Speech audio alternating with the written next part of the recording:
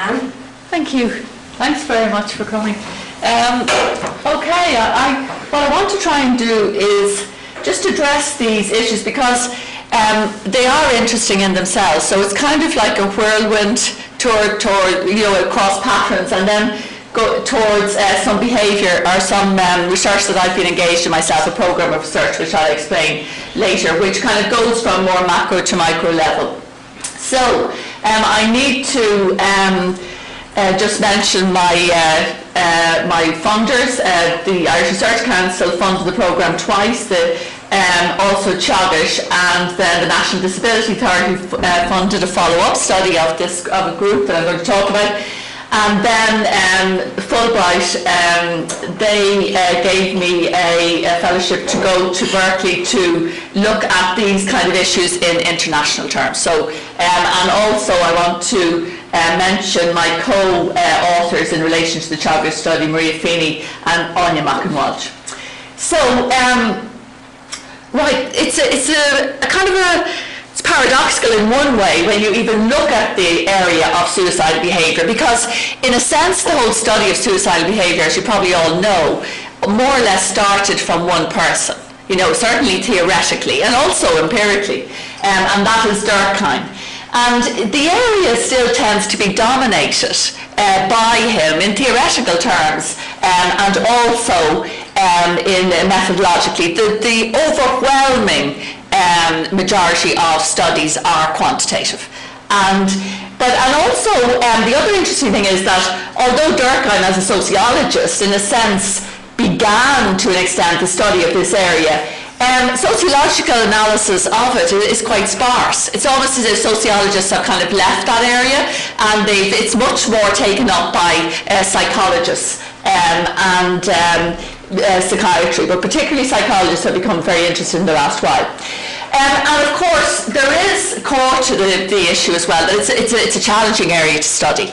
I mean, how do you study this area? Of course, and that's why, in a sense, it's overwhelmingly quantitative, because one can look at various elements of it, look at it in conjunction with other issues in a medical or other environment, but it is a challenging area to study, as you will know. And we'll come to that when I'm describing the entree to a study later on.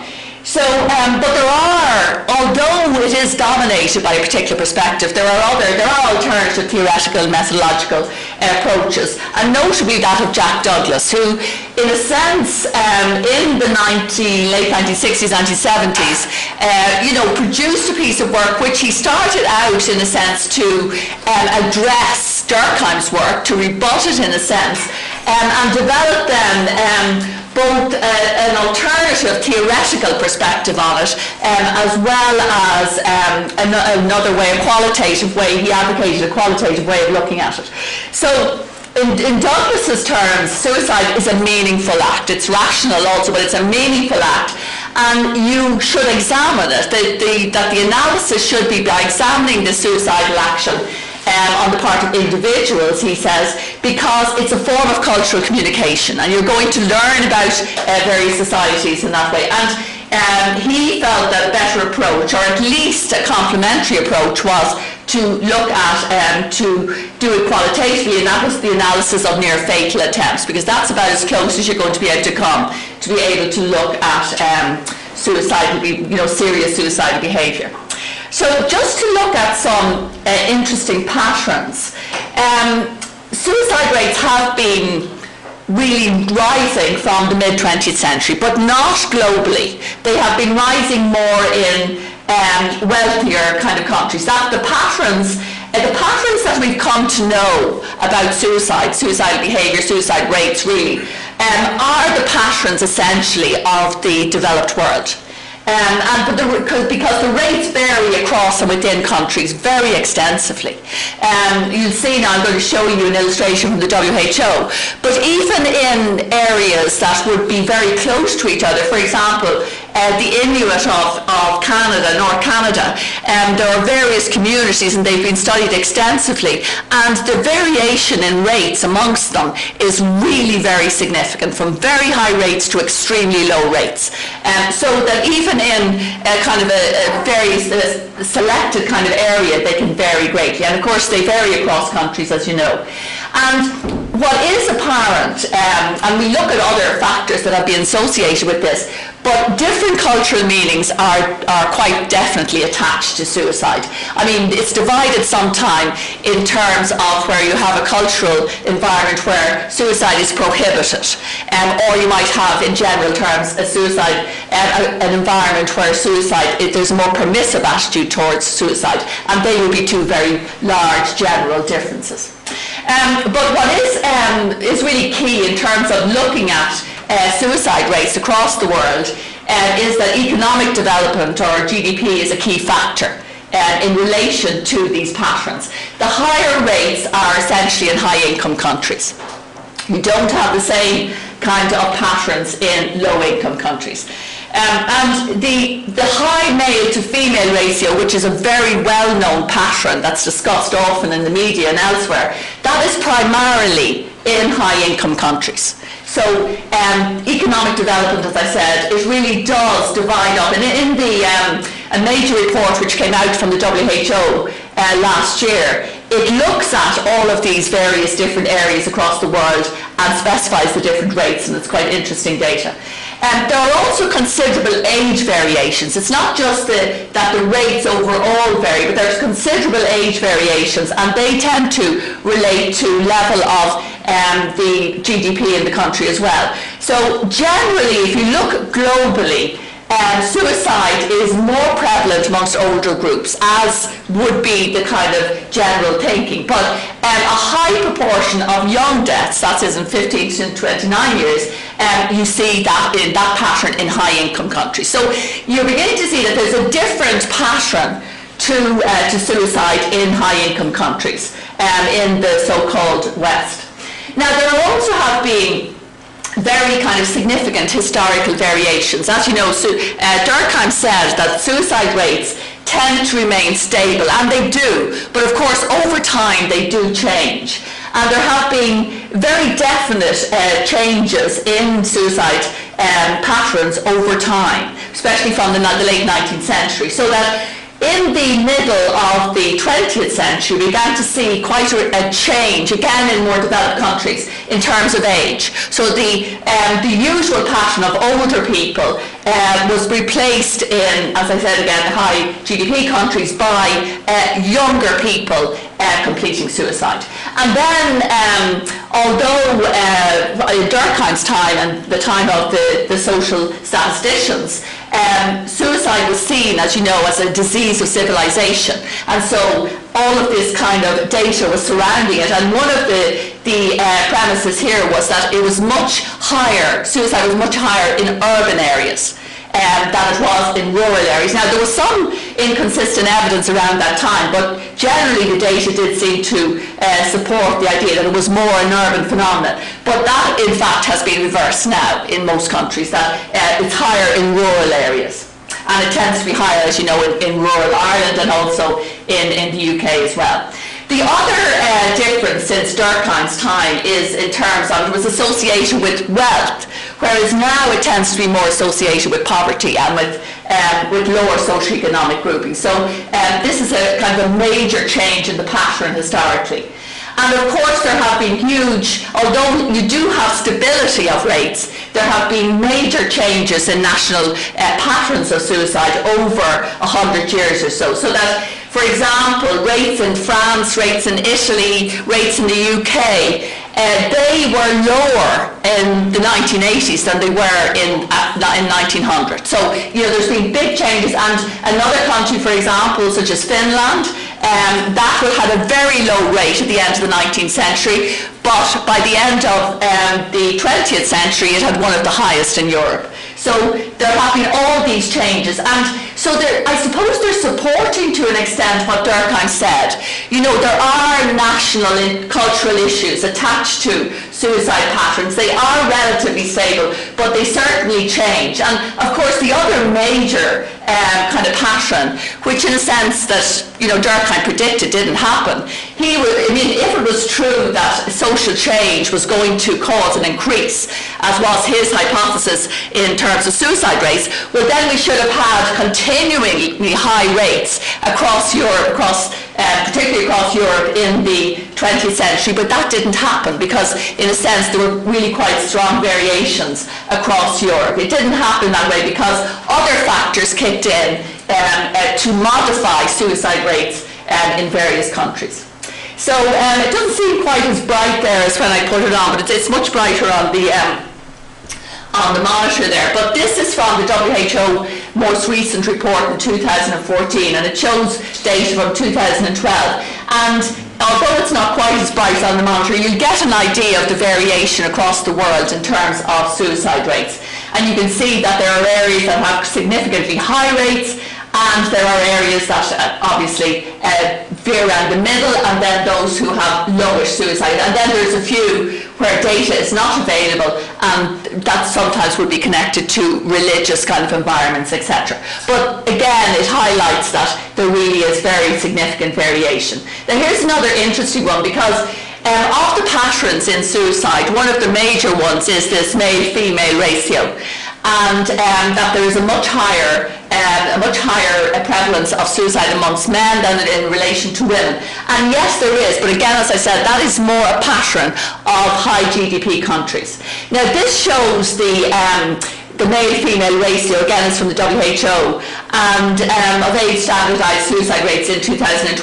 And you can see that there are areas, and one of the notable areas in relation to this ratio is China, where in fact the opposite is true, where you have 4 times as many women completing suicide as you do men. So although the male, it does tend to have a male excess, one does tend to have a male excess in terms of suicide, it's by no means universal. It certainly is not. And there are vast areas. For example, in India, it tends more towards parity. So there are very large exceptions to this idea. And again, just to state that really that idea of the high male to female rates in terms of suicide tend to be that of the high GDP countries. So to look at Ireland, the rates here have been rising since the 1970s, which you probably know. And this is just to give you an idea of where they are. There's 554 suicide deaths in 2011. Any of you who've ever looked for data on suicide from the CSO will know that they tend to move around in terms of years. There's quite a lag in terms of when they give data around this. So there were 507 the following year in 2012, but this data is related to 2011. It's more complete in relation to that. So male, as in some of the other Western countries, male rate is 5 times higher than the female rate here, and I think you probably know that from media and other kind of sources. But the male rate, interestingly, is highest in the 45 to 64 age group, where the female highest in that age group. Now, if we look at this, it shows where we're kind of cited in the 28 in the 28 member states of the EU, and you can see that we're relatively low down, that you know, in terms in a ranking order. And again, sometimes these kind of issues are not really publicised that well, because suicide, and I think you know, this was mentioned when the other paper was given on suicide, that it's an incredibly political issue, So sometimes some of the data that is there is not really, let's say the emphasis is put on certain issues rather than others. So it is an issue, it certainly is an important public health issue, and also it is something that doesn't just concern the individual, it ripples out and concerns the family and the community in a wider kind of dimension. But at the same time, in health terms, if you're looking at this in cold, stark health statistics, it is a relatively small issue. But as I said, it is a very sensitive issue, and it's very, very political, as I know from various connections. Now, Here's just some data I put together this is from the 1950s. Again, it's to show you how it began to rise, or the point it did in the 1970s. And it shows three things, and you can see that I had illustrations from way beyond that into the 19th century, but I'm trying to move along quicker here. So you can see it was very stable, really, up to this point. And I know some of you might think, well, that was because of reporting, but no, there's been some analysis done around this, so it's not just about reporting. There was a definite rise from the 1970s. Now, you can see also that the rise is essentially a rise in male suicides, and that's what it was. The female rate has remained relatively stable and low. It was a rise. The rise in the 1970s was a rise in male suicide. So what are the kind of influences? If you look at the literature, if you look at the data that's out there, what are the causes of rising suicide rates? What are the hypotheses that have been put forward? Well, I've grouped them into two major areas, and this is where they really do sit. And economic factors. And there's been a lot of analysis around this area. For example, in terms of socioeconomic disruptions, after the fall of the Berlin Wall, when you had a lot of societal and economic disruption in Eastern European countries, and they have been studied extensively. And even though there are some patterns, they're not actually consistent. And they've been studied in very, very elaborate ways and so on by many different groups of researchers. And it's not absolutely consistent. Some countries experienced really very significant rises after that time, whereas others remained relatively stable. So it's not absolutely consistent. The other thing is, Baudelaire and Estable, they published a book in 2008 where they gave a kind of a major hypothesis, and that was that from the mid-20th century, they say, there's been a transfer or a movement of resources from younger people to older people, and that in a sense, this is their hypothesis, that younger people are missing out relatively from that time on. And this is a more general hypothesis, but they do back it up with fairly good data. Then unemployment emerges consistently, and sometimes with alcohol consumption, and this is from Brendan and Dermot Walsh, and this was part of the data that was presented with us, because alcohol has been studied extensively too in Eastern Europe, and it has certainly come into the data here in Ireland as well. So the other kind of general category would be societal factors. Looking at the diminishing influence of religion, which is quite a hard analysis because, deciding whether it's adherence to religion or what exactly is to be the measurement. Then changing family forms. Now, changing family forms is quite an interesting one because it's been taken up in this kind of discourse which we would call kind of a crisis masculinity discourse, and that is that the kind of family forms that are emerging in the Western world are, in a sense, omitting the father, omitting the male, and that this is written up in many books around, not just around masculinity, but that the challenges for men are resulting in higher suicide rates for men. But these are very kind of widespread, generalized kind of themes. And linked to that also is the idea of women working outside the home, the whole change within the family in terms of that, and of course that can be related also to economic factors because female labour market participation has been used as a measure as well to analyse these. But there are some findings, but there's nothing absolutely consistent, but economic factors do seem to be important. So then moving along to gender, I mean, what we can see is that socioeconomic factors are important, that economic factors are important, but also that gender is obviously an issue because certainly in the Western world a lot more males complete suicide than do females. So when you look at gender, before we kind of look at some of the aspects in relation to another study, it is really interesting to look at the idea because suicide is gendered. It certainly is historically, and it is to a certain extent today. There are gendered meanings attached to suicide. One of my colleagues who produced the special issue of Social Science and Medicine wrote about this, that he died for glory and she died for love. And there was this narrative that, that in a sense women completed suicide for emotional, for relationships issues. And this arises even in Durkheim's work. And that males did it for economic or rational reasons, and obviously the opposite is true in terms of irrationality for women. So there are these kind of themes, but most importantly there, I suppose, the idea that male suicide is heroic, and that emerges in the literature and it emerges in other elements as well. That it is the heroic thing to do, and it certainly does. Ideas around that still persist. For example, research in America has shown that the perceptions of males who complete suicide, they are perceived in a much better way than males who attempt suicide, who, i.e., don't succeed at completing. So that, in a sense, attempted suicide is linked to the female, completed suicide is seen as a more heroic. Now again, as I say, these might have been more historical, but they certainly do still persist in certain environments. So the first thing, though, to say when we focus more down on men and suicidal behaviour, is to say that not all men are equally vulnerable to suicide.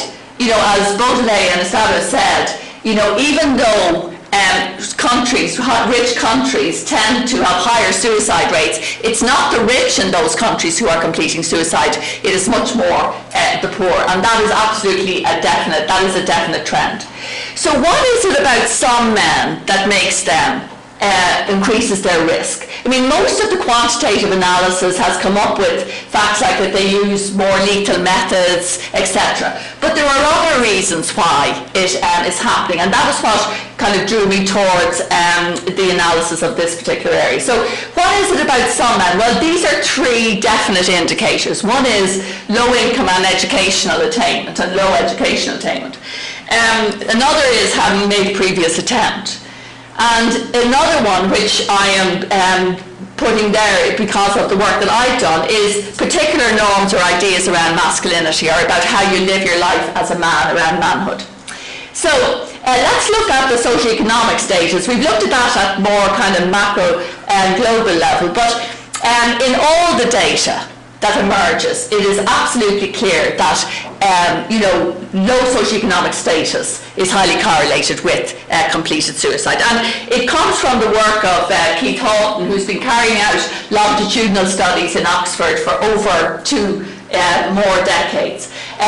This is just an example of one publication from the British Journal of Psychiatry, which also puts that very clearly. Now, Helliwell is one of the more interesting writers in relation to looking at education as a protective feature, and it is very, very definitely a protective feature because those in third level, those in university, are much more protected in terms of suicide than those who never go to university. It's a very protected environment.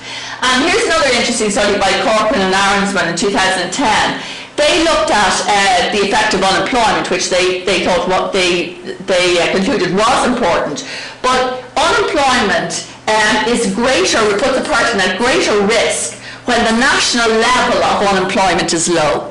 So that was quite an interesting, they looked at over the Celtic Tiger. And so some groups of men are more at risk when they're in particularly economic environments.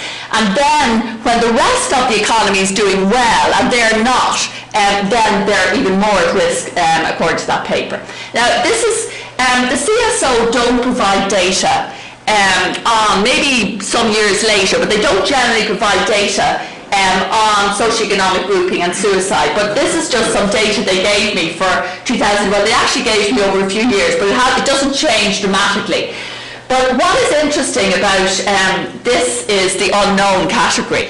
Now, the study that I'm going to describe to you in a moment, I did that while also I did part of the research in the CSO, and I know that is only because those people were unemployed or had not had any employment for quite a long time. And that's why it's unknown, because it's based on coroner's records, and the whole profile is quite extensive. So you can see that there's a very kind of clear pattern here, but that the unknown is most likely to include people who do not work and have not worked for quite some time. So they're very significant. Pensioners as well, right? That would include pensioners as well, right? It might, yes, but you know, the number of people, the age group tends to be somewhat lower. But you're right, it would include pensioners, but it's mostly, I saw the data myself, I saw the actual file, so I can see that. So let's look at repetition. That is a real risk factor. 50 to 66% of those who complete suicide have had a previous deliberate self-harm episode. Now, this makes the whole area difficult to study as well, because deliberate self-harm is a very kind of wide span of activity, a very wide span of behaviour. It goes from people who make so-called minor attempts to those who make near fatal attempts. And the data that's gathered in Ireland, while it's very, very good by the National Suicide Research Foundation, tends to include this spectrum, and that's it's quite difficult then to work with it in that way. So risk is increased when there's males involved, when there's low income, when alcohol or substance misuse, especially of a serious level, is included, and when it's a medically serious suicide attempt has happened. Those together really do increase the possibility of completing suicide. Now, just to mention here, there is this so-called gender paradox in relation to suicidal behaviour, and that is supposedly that males complete suicide. They are the ones high up in relation to that, and females are the ones who attempt. Females are the ones who engage in deliberate self-harm. And that is a pattern certainly you do see in the Western world. But if you look at this, it is no longer a definite pattern in Ireland, because over the last 10 years we've seen a very, very significant rise in male deliberate self-harm attempts, whatever the area in the spectrum they are. But there has been a huge rise and that is very unusual. It is somewhat in Finland, but it's not really across the other European countries. So there's something specific about Ireland, about Irish culture, about Irish society over the last while, which is giving rise to this particular pattern which has emerged. And as I said, it's relatively unusual. Now, I was at a research meeting there a few days ago, and some people see this as a kind of protective feature, that because males are engaging in less serious forms of deliberate self-harm, then somehow it's protecting them from going further. Now, whether you could look at that, I don't know. So I want to move on to this part of this study that I've been engaged in looking at, and this was the baseline study. It was a consecutive sample of 52 male hospital admissions. They all had engaged in a serious episode. They were mostly near fatal attempts. But there was a high level of intent as well. They were controlled for age, they were between 18 and 30. It was a qualitative methodology. In fact, it was an entirely unstructured interview format, in that when I met them for the first time, I only asked them one specific question, and that was, can you tell me how you came to be admitted here? Because I wanted them to describe and define exactly what the behaviour was. So they were generally interviewed, depending on the injury, they were generally interviewed within 24 hours, but as you can imagine, that was not always possible in terms of their injuries, but I tried to interview them as soon as possible. So when you look at this, I'm just giving a few findings in relation to this, because I want to talk also about the follow-up study. But firstly, the thing that emerged was that they tended to have low socioeconomic backgrounds and below national average in terms of educational attainment. So as a group, they tended to rank below the national average in educationally and also in socioeconomic background. The other thing that was important, which when you're looking at the pathways to suicide, was that the timing of the action was often impulsive. But long-term ideation was always present. In fact, the ideation, the thinking about suicide was usually there for 1 to 2 years. And what happened was there was incremental planning. So that when people sometimes refer to suicide or suicidal behaviour as impulsive, the actual action may be impulsive, but not in a sense the plan. All of the pieces are there, and it can happen this week rather than next week, but it is all worked out, and it goes on over a long time. And this, allied with the next feature which emerged in thematic analysis, non-disclosure of distress, these two work together in a fairly lethal way to ensure that they went a much longer way in terms of engaging with this behaviour. So why did they, again, just briefly addressing why did they absolutely refuse to discuss or even imply there was anything wrong? It was because of a number of features, and one of them was that it implied weakness. It absolutely, the vast majority of them felt they had to be responsible as men. They had to be able to, have their family look up to them, whether they were engaged in a relationship or whether they were children or whatever in the family. They felt they had to be responsible, that they had a particular role if they were a man. So you had to be strong and you had to be able to manage well. Now this was also obviously influenced by the environment they lived in, etc., etc. But and weakness was related to something. Females were more likely to disclose, and they were more. So in a sense, disclosing distress was linked to being female, and that was linked to weakness, weak kind of behaviour. Behaviour which was regarded as non-masculine, not connected to being a man. Now, again, just one or two other features. They were not isolates. They were people who were engaged with other people in all kinds of ways. But confiding in other men was not an option. Now, some of them described trying to raise the issue, generally when they were sitting on a bar stool on a Saturday night in a pub, and trying to somehow raise the issue of distress. But they were very quickly given the idea that this was not something that the person wanted to share with them. So in a sense, there were very strong codes around discussing distress amongst these men and their friends. So, and it was because really in a way it was connected, as I said, with this idea of being weak. And so they didn't, although they had friends, they didn't discuss it with them. But skipping on, really, as you can imagine, when you have this level of distress over 1 to 2 years, and there is no outlet for it, and you are not discussing in any kind of way, and certainly not, introducing an intervention. In fact, the opposite is true. There is a very strong pressure to maintain a performance of normality, and this was what some of them did. Some of them went to the extreme of being the life and soul of the party in order to ensure that their performance of normality was believed by the people around them, when all the time they were like this guy described there. But of course, when you're trying to maintain a performance of normality, when you are at that really high level of distress and anxiety, well then the only way really to try and survive is by self-medication with drink and or drugs, and that was the way that they did try and survive. But of course that is not going to work in the medium, and certainly not in the long term. So what happens then is well described in the literature, both in the psychological and the sociological literature, when options begin to narrow. And there is a kind of a cognitive narrowing as well as in other kind of ways. And everything really, there doesn't seem to be any way out of it. And this is one of the respondents describing this. There just didn't seem to be any possibility of relief. And since he certainly wouldn't take on the idea of an intervention or discussing with somebody, he felt he couldn't do that, so therefore it leads to a very toxic kind of environment.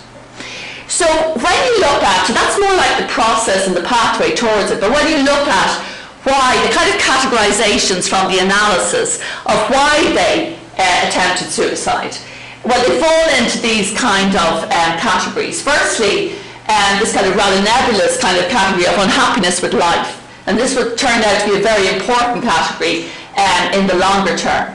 Either they were embedded in a risk lifestyle and they felt that they couldn't find their way out of that, or there was transitional anxiety, especially among some of the younger ones who were leaving school, who wanted to move to university, who wanted to go on, but just didn't feel that they were going to make it, and anxiety really overcame them at that point. Then there were relationship and sexuality challenges. The relationship issues were important, so it really knocks on the head the idea that relationship is not an important kind of issue in relation to this for men. Then there were those which again described in the literature where they were trapped in a very specific kind of situation. Sometimes that was related to the first one, but it was a very specific categorization as well. And at the bottom, and the least important, was psychiatric disorder, because only a very small group of these people suffered from an ongoing, what we would refer to as a serious psychiatric disorder. The vast majority did not, and they were assessed in, these were teaching hospitals, they were assessed very consistently, and what emerged from, some of them came, when you looked at their diagnosis, they had no diagnosis, a small group of them. Others had diagnoses like transient mild depression. But of course, if you present with a near fatal suicide attempt, you're highly likely to tick boxes in terms of having some kind of transient depression at the very least. But this data, as you can imagine, has been presented to the hospitals concerned, and they would definitely concur, the senior staff would definitely concur with this kind of pattern that I found. So at average 7 years, I followed up these people. And the good news was that just over half had not made any subsequent episodes. Then 19 had made a subsequent episode, they were still alive, but 6 of them had completed suicide. Now, that rate is incredibly high. These are the other 2 studies that come anyway close to having the same kind of level of completion after some years. But that level, and of course it was high because I was controlling for some very, very important risk factors. They were male, they were low socioeconomic group. I wasn't controlling for that, but that's what emerged. And they made a near fatal attempt. So those factors made them a very high at-risk group, and so it turned out in relation to the follow-up.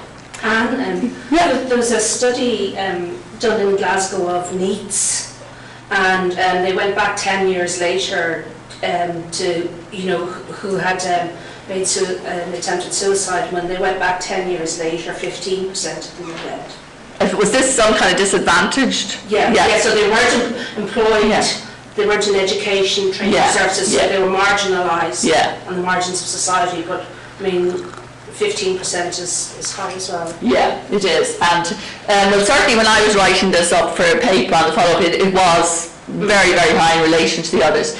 Now, this is just a simple table, and it indicates to you that even with these relatively small numbers, you can see that those who repeated and those who didn't subsequently repeat, that there were quite definite differences between them. And even though relatively they had low levels of education, the non-repeaters tended to have a better level of education relative to the others. The other thing that's interesting as well is if you look at the reasons, the people who didn't complete, it tended to be more a specific reason or something that was very specific in their life. The ones who it was more general unhappiness, where it was a more kind of nebulous category, they were much more at risk for repeating. So, as I said, even in this relatively small group, you can see a pattern. So that those who repeated and completed, then I looked at the group, the 6 who completed. It's a very small group, and of course you end up doing more or less case analysis. But they lacked educational resources. This group, the repeat group. Alcohol and drug misuse was much more a feature of their lives. It was much more a serious, consistent kind of issue. The reason for the action, as I just said, there was general more than specific. And the intensity of the unhappiness, the helplessness, the inability to find your way out of this particular life, which was the big issue for this group, was much greater for those who completed when I looked at that, at their particular data. This data, by the way, the interviews went on for 2, sometimes 3 hours, and only one person refused to be interviewed, which was quite interesting when you think about how much they had avoided talking about the issue up to then. But so suicide, as Schneider and other people have described it, it became an escape from an unbearable situation. But it wasn't just an escape. It was sometimes a positive action from somebody who really had no other control mechanisms at their disposal. And there was also involved in it a failure to reach the masculine ideal, their failure to live up to their own idea of being a man, being able to work, etc., etc. And this is just a quote from Debbie Gaines, who said that suicide is potentially comforting if you're disconnected, dislocated, and have no power. And I suppose what I'm trying to say here is that people complete suicide for many different individual reasons, but there are patterns. But to put it all down to mental illness is really missing a major point. And here's just some quotes that you might be able to have a glance at. These are people who complete it, and it gives you some idea of the extent of their desperation. And it really was quite extreme.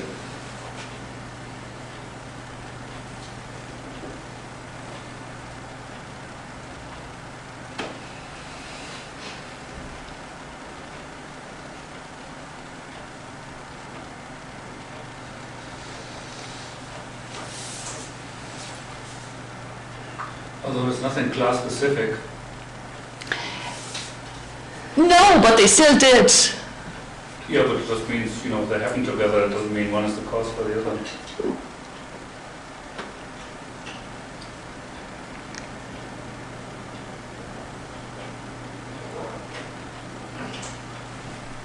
How are these people dismissed from hospital and not, are they not offered? Yes. Yeah. Okay.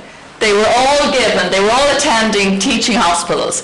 They would have been one of the best services. It wasn't just one hospital. They would have been regarded as probably the best services certainly amongst the best services in the country. They were all given on discharge, and they were in hospital for a while, some of them, but they were on discharge. They were given emergency follow-up appointments within 24 hours. They had people visit them to ensure that they would go to the outpatients, and yet a third never went near the outpatients.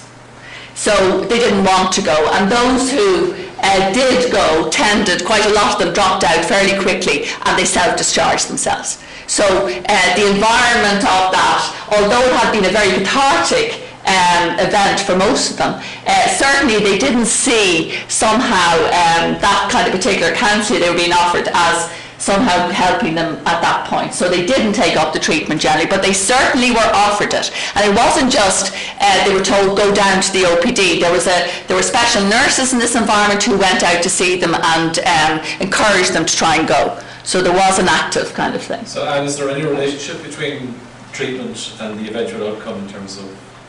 There is to an extent. Most of the people, it is true that most repeaters did not re-engage, most of them.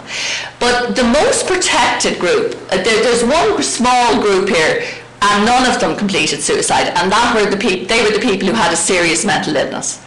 And they were the people who were most engaged with the hospital. So they tended to, some of them did repeat. But at the same time, in the long term, their engagement with the hospital was much more secure in long term. And they actually ended up being the group that none of them, as I said, completed suicide. So in conclusion, so low socioeconomic and gendered health beliefs are key in terms of certainly pathways to suicide. This is what emerged from both this study. There's also a study of rural men in terms of suicidal behaviour. And it certainly is important. How are they connected? Well, what I would say is that, and this is what they told me, it's developed more in the papers attached to this, and that is that, when you're in certain environments, there's less freedom about expression. And we know that there are particular cultural beliefs about how one should behave, how men should behave, and they are more inflexible in some environments and more flexible in others. And so I think that is how they work together. There was a lot of surveillance of behaviour. They perceived there was a lot of it. When they talked about, you know, disclosing distress as connected to weakness, they talked about the surveillance of behaviour and how men were expected to conform to pretty rigid ideas about how men are in their particular environments. Now, so, you know, I think that this kind of behaviour is certainly not general to all men, not in any way, but I think that there are particular environments, particular pockets of masculinity that where more traditional forms of masculinity are more likely to be played out. And I do think that obviously lack of resources, economic, social, and they go with some of the other points we're talking about, but what was really amazing was they lacked social and economic resources to an extent, but they also lacked emotional resources because many of them, they didn't understand their emotional life or their psychological life. They didn't understand, for example, what a panic attack was, or they didn't have any idea about it. They knew very little about their emotional lives, and of course that was because obviously they had never had an environment where they could discuss it, but they certainly lacked that kind of emotional capital. And then what happens is that if there is these kind of issues or factors are there, and somebody engages in a near fatal attempt, well then it puts them even more at risk because they feel they have let themselves down even more so, and certainly the people who repeated that I interviewed said that. And the options narrow, and then what happens is they tend to draw from whatever the script, if there is a script around suicide behaviour in a country. And I'm just concluding with this. This really does indicate that there is a much more familiar script around suicide now. It's much more so-called normalised in Irish society. This though comes from the rural study, and it is from a young man in his 20s who had been unemployed, and then he was offered, he had to go back to training, which he didn't want to do, and then, as he said, you know, when I was thinking about it, the suicide seemed like a more natural option really than trying to go to college.